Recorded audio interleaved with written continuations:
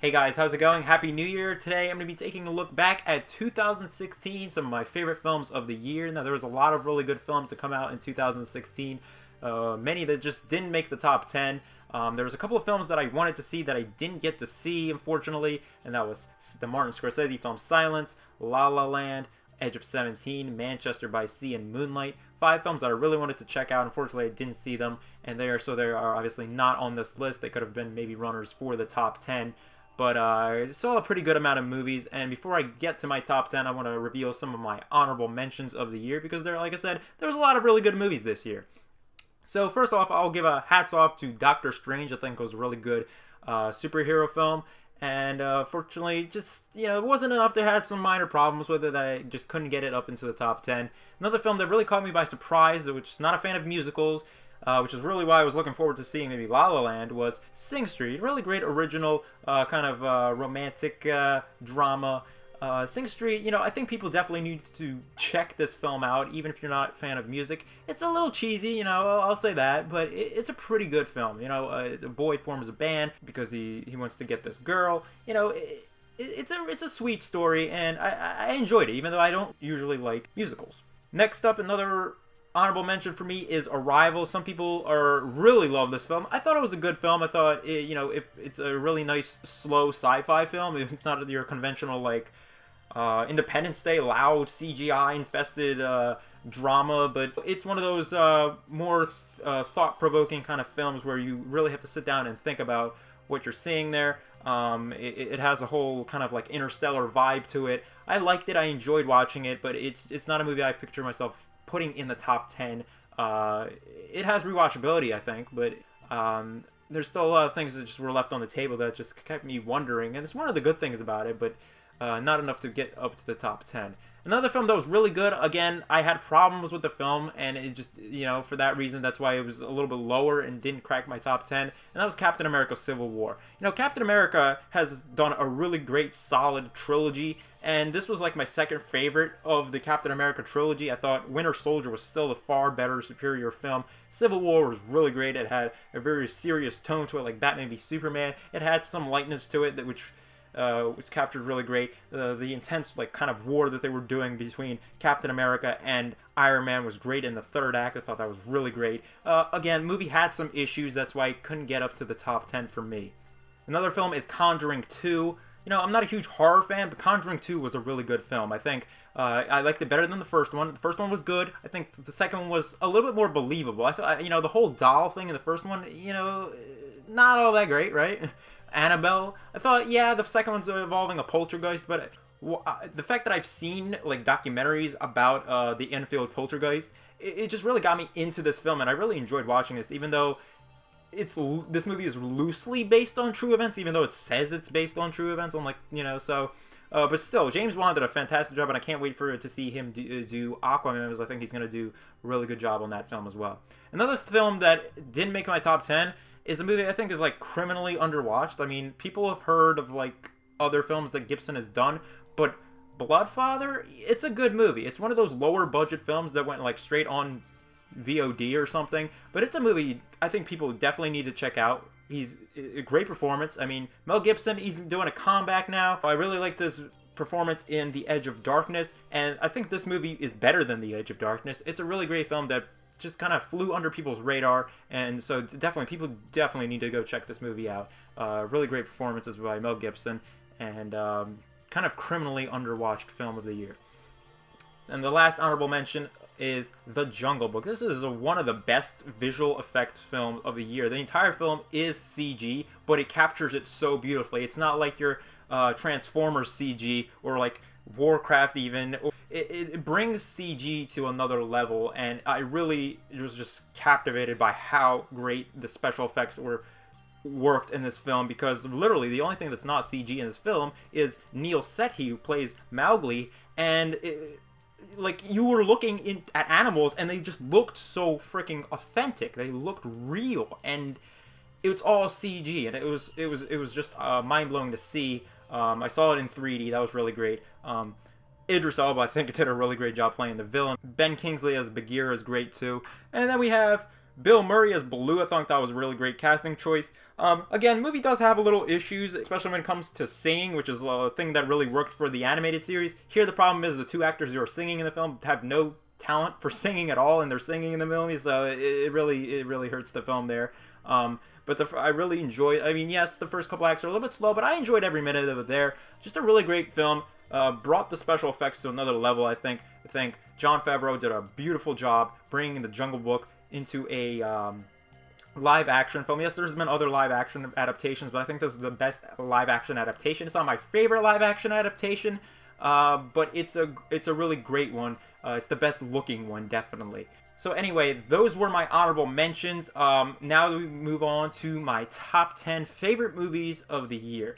Kicking off at number 10 is an animated film, Zootopia. Zootopia, it was a lot of fun. It was a movie I wasn't even planning on seeing, really.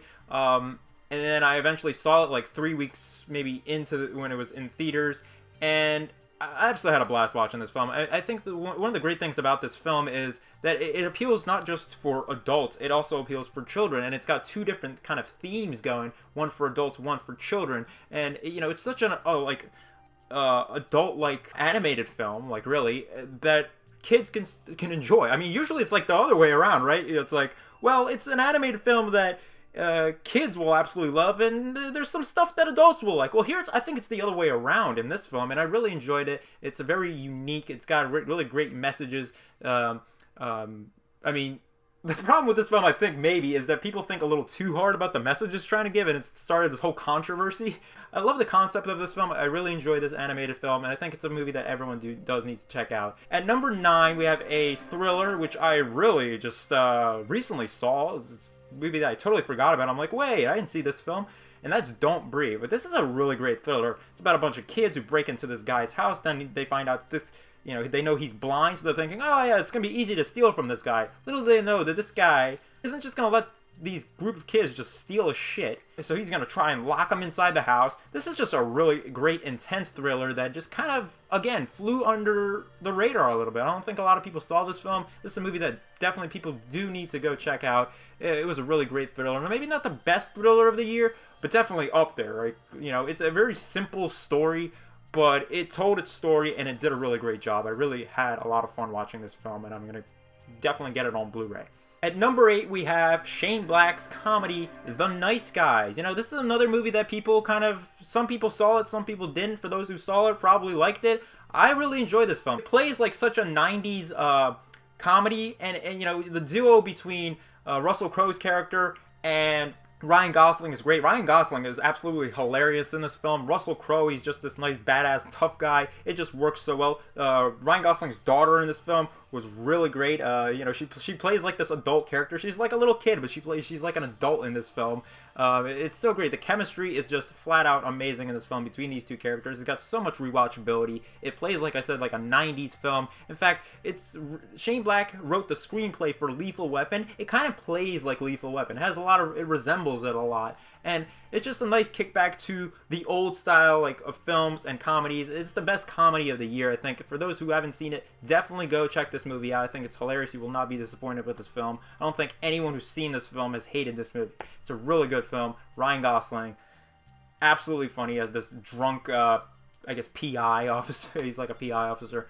It's just a really great film. At number 7, we have Amy Adams in Nocturnal Animals. I think she did a better performance maybe in Arrival, but overall I think Nocturnal Animals was a better film. It kind of told two stories kind of interwoven into one film. Jake Gyllenhaal is really great in this film. I don't know if he's going to get nominated for anything, but he's doing a lot of great films. Nocturnal Animals is another one of those thrillers, and it has a twist at the end that, for some people they might like it, some people might not. I think the ending is definitely the thing that's going to separate the people who absolutely love this film and the people who are like, it's just a lame ending, I really enjoyed Nocturnal Animals. I thought it was really original. It was really a nice thrill to witness what Jake Gyllenhaal is going through, and that twist I absolutely loved in this film. And even with that twist, knowing now, I think going back and rewatching it a second time, you get to see more stuff that you didn't notice the first time. And I think Nocturnal Animals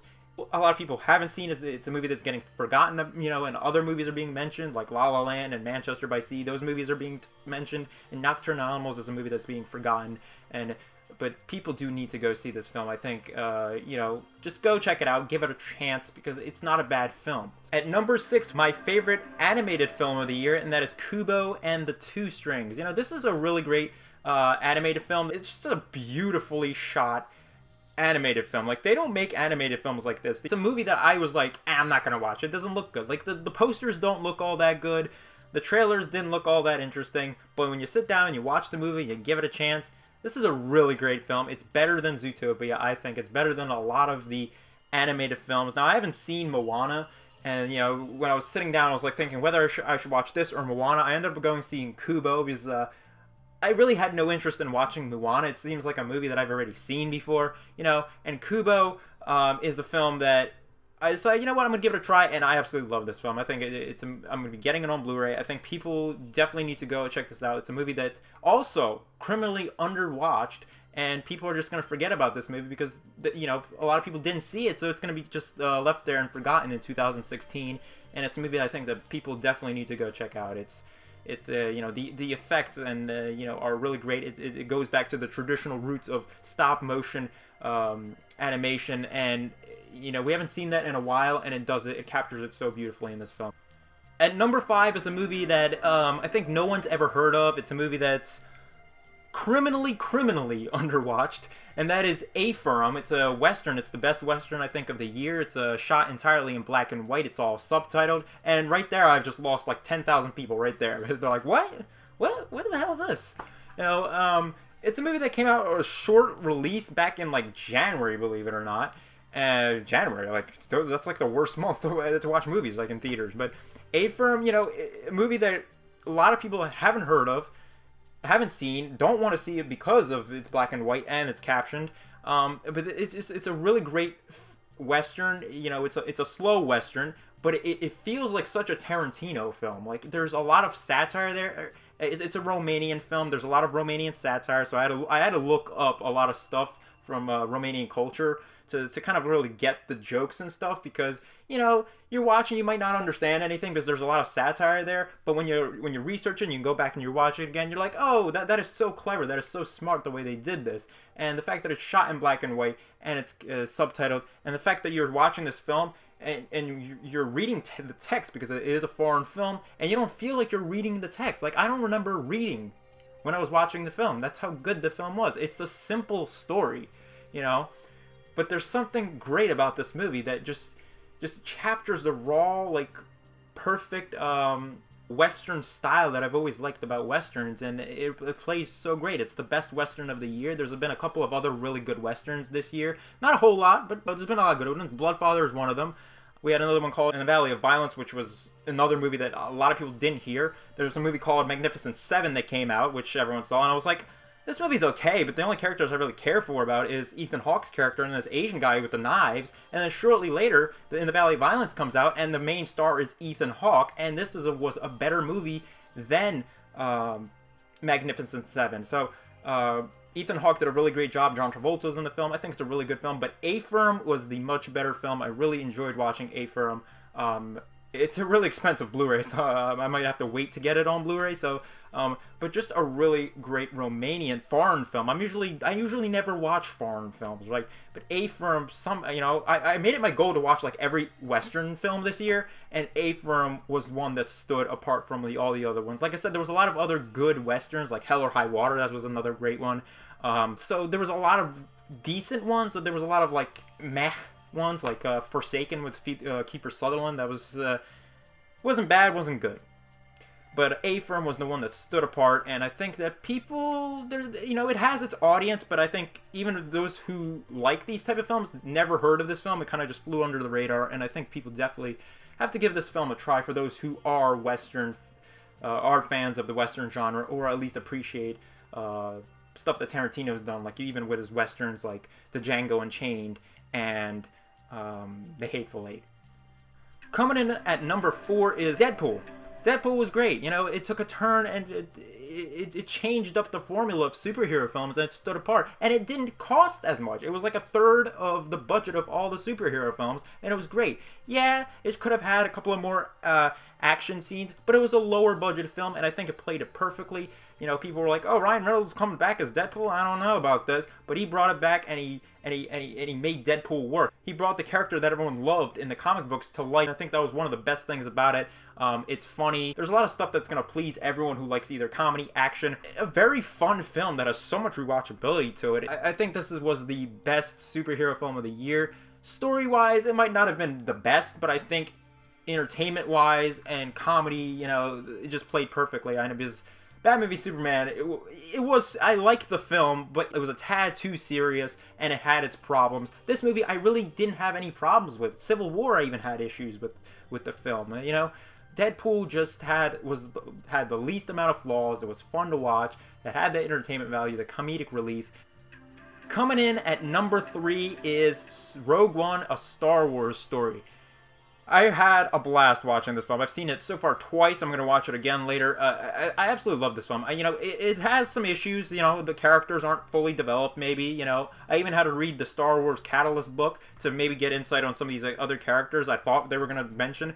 You know, but the book does kind of introduce Jyn Erso's parents and Orson Krennic's character. So after you read the book, you do appreciate the first act, because I really like, after reading the book and watching this movie the second time, I really appreciated the first act. The second act is a bit slow, but that third act, I gotta say, it's the best third act of the year. Okay, I don't care about all the other movies. The third act is amazing. Is freaking amazing. Okay, Darth Vader coming out there on that third act and slicing and dicing people. You can't get any better. I think everyone was waiting for that. That was incredible. You know, I mean, completely. The action is so great. The CG is great. Talk about Jungle Book, which brought special effects to another level. Rogue One did another thing too. I mean, it brought back some people. Yeah, Tarkin, Leia. But you know, it did it with class. I think they paid it as a nice tribute. And now with Carrie Fisher passing away, rest in peace, Carrie Fisher. I think it plays off as a really nice tribute to that character once the movie ends as well, and which is a really great transition into A New Hope. I think it did phenomenally. I think this movie plays tremendously well within that original trilogy. You watch this movie, you watch the fourth movie, and then you move on, and just it's great. It might not be the most perfect film, but I enjoyed the hell out of it. It's got some really great characters. K2SO is really great. I liked all the characters. Like, I didn't hate any of them. Saul Guerrero, you know, I think he needed a little bit more work. I thought he was a little bit oddball out. But otherwise, I really enjoyed the film. I thought Orson Krennic was good. I loved all the Darth Vader scenes. All of them. He didn't have a lot of screen time. But again, it wasn't his movie. They could have put him in there. But at the end of the day, you know, there might be like an ultimate cut or whatever. I don't care. I think this was the one I wanted to see. This one works for me. The third act is brilliant. I think the first act is really good too. The second act could use a little bit of work.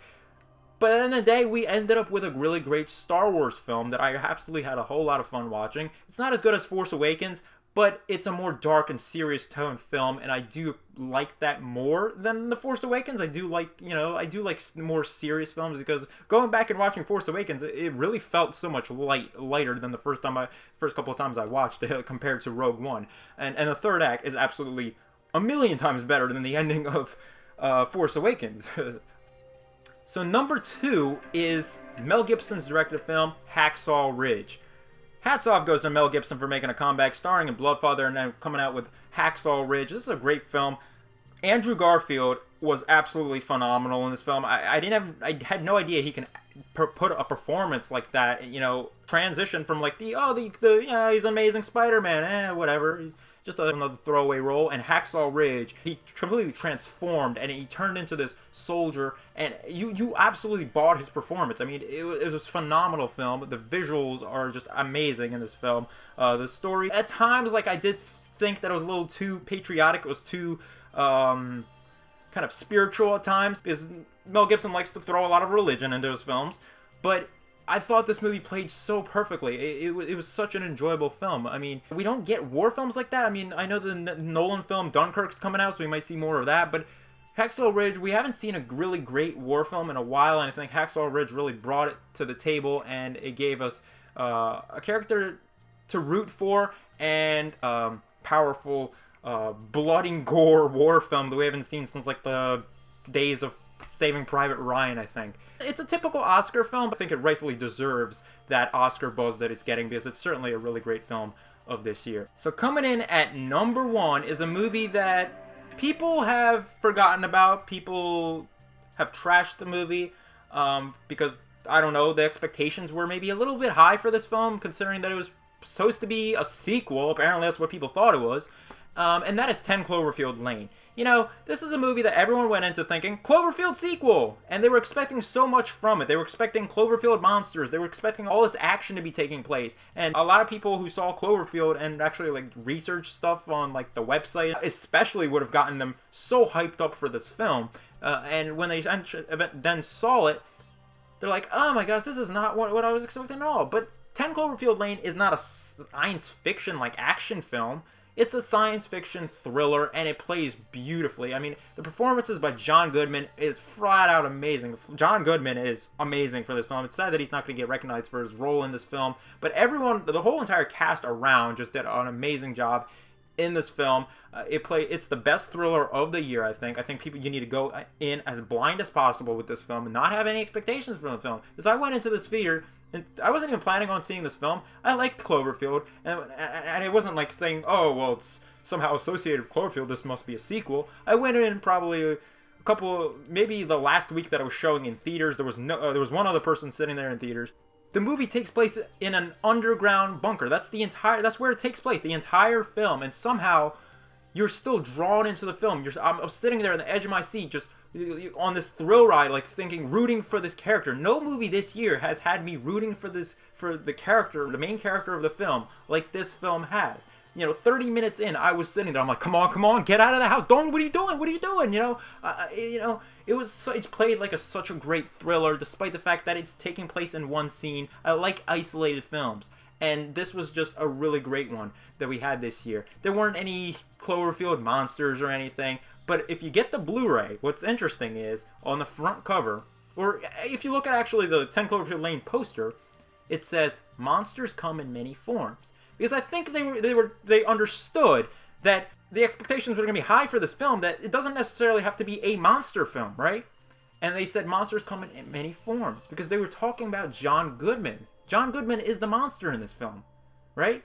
There's such a drastic change in this guy's character. It's like the Breaking Bad Walter White, you know, turnover, the switch. He went from this nice, charming guy to the badass drug lord, right? Who grew darker and darker within each season. 10 Cloverfield Lane, that's what he was talking about. It wasn't talking about actual visual monsters. It was talking about people themselves, you know, their personalities, the people, what they are like on the inside. And I think 10 Cloverfield Lane worked really well at telling that story. The movie has nothing to do with Cloverfield, and it's taking place like in the same universe, but I absolutely love this film. The only thing I would say is that I wanted the ending of this film to have been extended. Maybe I had like a whole different scenario of where this thing was gonna go, and if they ended it the way I wanted it to end, with, like, you know, she would get a phone call in the car and it would be like aliens trying to mimic humans, right? It'd be like a whole Terminator thing. And she'd be thinking, oh, there's there's a safe haven somewhere, and she'd be driving there. How cool would that have been to see that ending, for instance? But anyway, 10 Cloverfield Lane is an amazing thrill. I think it's a film that everyone needs to go see. I think some people are going to be disappointed, but I think now that the movie's kind of died down, all the hype is kind of died down for this film when it originally came out, I think people can go sit down and watch this. Don't compare it to Cloverfield. Cloverfield's a good movie on its own. Just picture this as a standalone film. I think the performances alone are really great. If you like isolated films, you like thrillers, this is a movie you need to see. Last year it was kind of similar. Last year I had another sci-fi thriller on my top. On the top, it was Ex Machina. I think more people saw that film, but also another kind of underrated film. I think this is another one. I can't think of anything wrong with it because I had so much fun watching it. So maybe there are some issues with the film, but I had so much fun watching this film. I was so engaged with the film like no other film has done this year that I couldn't see the problems if this movie had any. But anyway, guys, that is my top 10 favorite films of the year. Please comment your thoughts down below on this list if I left out any films that you thought were really great of 2016. please do mention your favorite films down below, because I know there's been a lot of really great films. Unfortunately, I haven't been able to see all of them. I've seen a good share this year, but there's some that, again, like Silence, I really wanted to see this. I think it might have been up there. I was really curious to see if it would have been able to beat Hacksaw Ridge, because, again, Andrew Garfield's in that movie, and I'm hearing a lot of really good things about that film. So Andrew Garfield, I think he's going to get nominated for something. Amy Adams starring in 2 really good films as well, Arrival and Nocturnal Animals. I think she's going to get something as well, Academy Award-wise, or Golden Globes or stuff like that. But anyway, guys, any thoughts on any of these films, your own films that you like this year? Comment your thoughts down below. Also, do check out my worst films of 2016 this year as well. I didn't see all the worst films this year, but there's been enough to make a top 10 list, I would say that. Thank you so much for watching. I hope you're having a great, happy new year. And just, if you like this video, give it a like down there on the bottom. And I'll see you guys next time for more unboxings, reviews, and movie news.